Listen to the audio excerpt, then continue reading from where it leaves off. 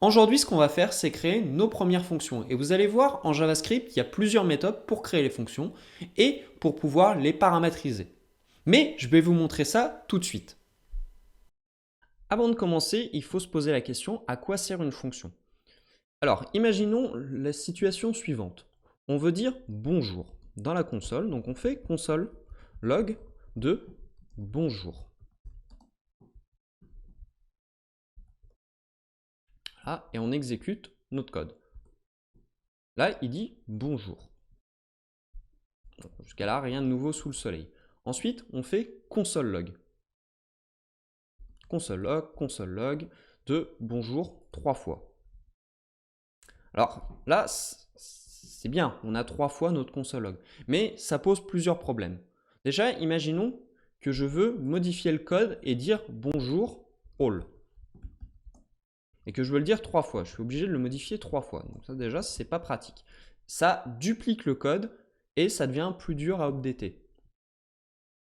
Alors, c'est pour ça qu'on a inventé les fonctions pour pouvoir mutualiser le code et plutôt que d'utiliser plusieurs fois les mêmes commandes, on va les mettre à l'intérieur d'une fonction. Alors, comment on définit notre première fonction avec bonjour? On va déjà commencer par écrire fonction et on va l'appeler bonjour. Et à l'intérieur de la fonction, ce qu'on va faire, c'est qu'on va écrire bonjour. Alors, une fois qu'on fait ça, pour appeler notre fonction, on va faire bonjour comme ceci. Là, vous pouvez voir qu'il va appeler bonjour. Et si on veut l'appeler 3 fois, on a juste à faire bonjour, bonjour. Comme ceci. Et là, vous pouvez voir que si on a envie de changer le texte, on peut faire tout simplement bonjour all, qui est beaucoup plus facile. Donc ça permet de simplifier l'écriture du code, ça permet, si on veut utiliser les mêmes groupes d'instructions, de l'écrire qu'une seule fois et de l'appeler quand on en a besoin.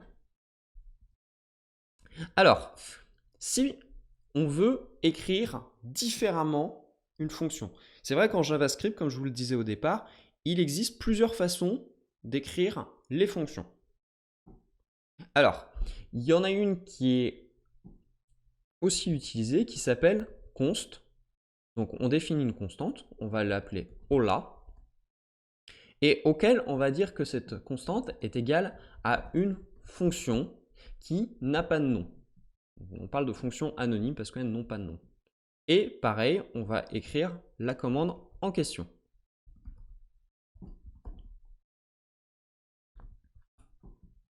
Et là, on va lui dire hola. Et vous pouvez voir que si on appelle cette fonction en faisant le nom de la constante hola et en ajoutant des parenthèses, on va pouvoir l'utiliser normalement. Voilà, ça c'est une des méthodes pour pouvoir appeler une fonction. Il existe une autre méthode qui est de créer une constante comme précédemment. Donc on va l'appeler buongiorno égale, et c'est là que la syntaxe est un peu particulière, c'est ouvrez les parenthèses, ensuite créez une flèche et mettez vos blocs d'instructions. Hop là. Et on va mettre un console.log. Et on va dire bonjourno.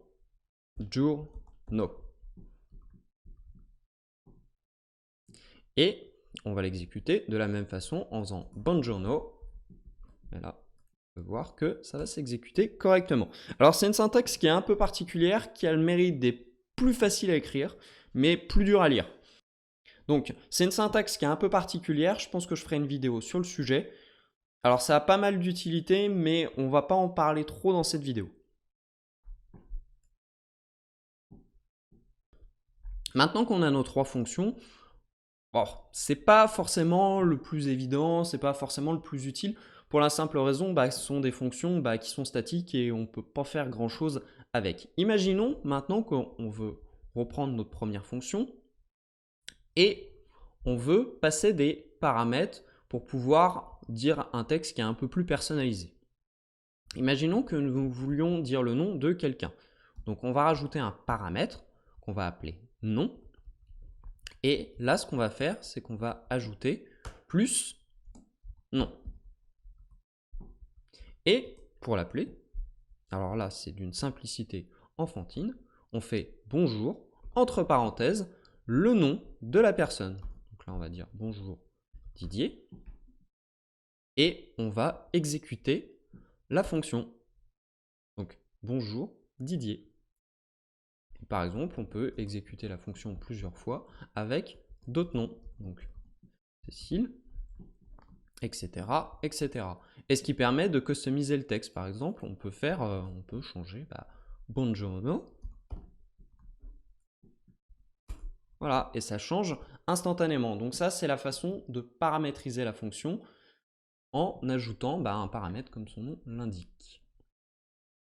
Alors, ça, c'est la première utilisation avec des paramètres. Là, on va passer à des opérations, on va dire, de calcul.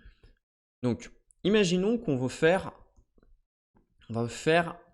plus 1, donc, à une variable. Imaginons qu'on veut... Là, on va passer à des opérations de calcul. Par exemple, on veut compter. Donc, on veut faire un compteur. Et on va faire qui est égal à 1. Et ce que je veux, c'est que compteur, on l'incrémente de 1 à chaque fois qu'on appelle une fonction. Donc, normalement, on l'aurait fait comme ça. Ok. Tac, tac, tac, et ainsi de suite. Et là, on fait un console log de compteur. Normalement, on doit obtenir 5, si je ne me trompe pas. Bon, vous pouvez voir dans le même principe, ouais, mais si je veux me mettre à compter de 2 en 2, comment je fais? Donc ça devient un peu compliqué. Donc, ce qu'on va faire, c'est qu'on va créer une fonction. Donc, fonction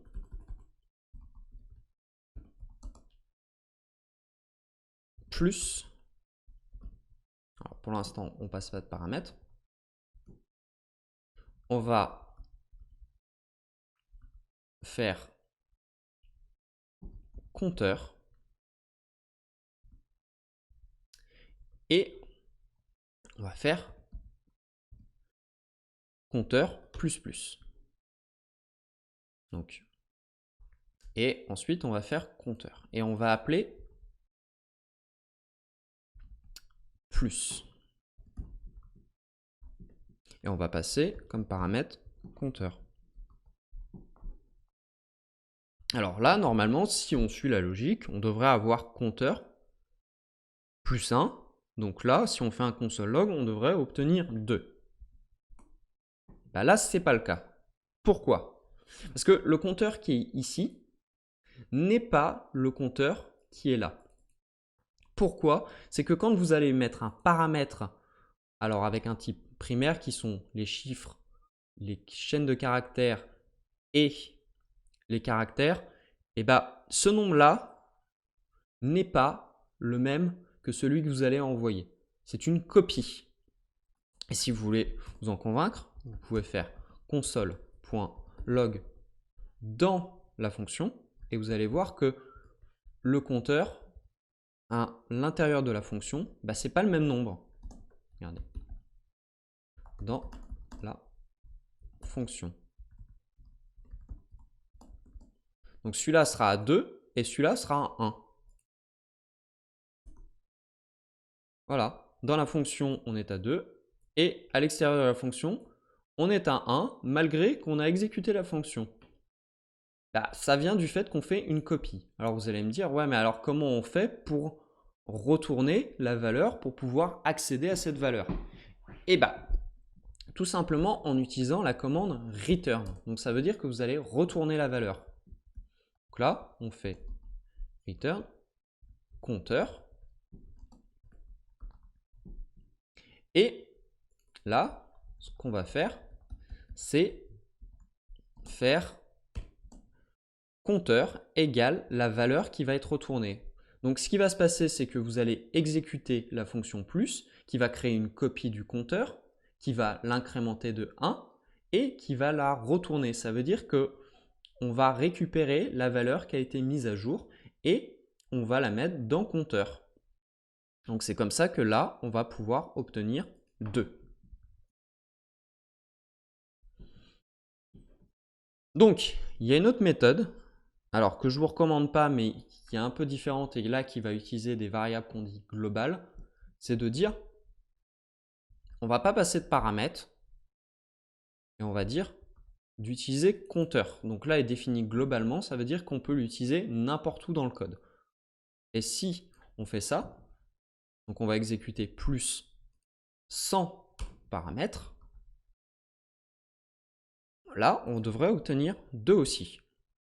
Alors, qu'est-ce qui se passe ici? Alors, on n'a pas besoin du return non plus. Ça marche sans return, ça marche sans rien. Donc, ce qui va se passer, c'est qu'on va exécuter plus et on va faire compteur plus. Donc, ce qui va se passer, c'est qu'il va aller lire la valeur qui est dans cette variable et il va mettre plus 1. Et quand on va exécuter le console log, on va voir la valeur qui est ici. Donc, comme les deux compteurs sont les mêmes et qu'on partage la même variable, ça va afficher la valeur mise à jour. Mais c'est pas recommandé d'utiliser ça parce que les variables globales en JavaScript et dans la plupart des langages ne sont pas terribles à utiliser car on ne peut pas facilement savoir quand est-ce qu'elles vont être modifiées. Bon, je ne rentre pas plus dans le détail, mais sachez-le. Donc, c'est pas recommandé de faire comme ça, mais ça fonctionne. Donc, si des fois vous vous posez la question pourquoi ce type de code fonctionne, c'est pour cette raison-là. Si la vidéo vous a plu, n'hésitez pas à mettre un petit pouce bleu, ça permet d'augmenter le référencement de la vidéo et ça m'encourage.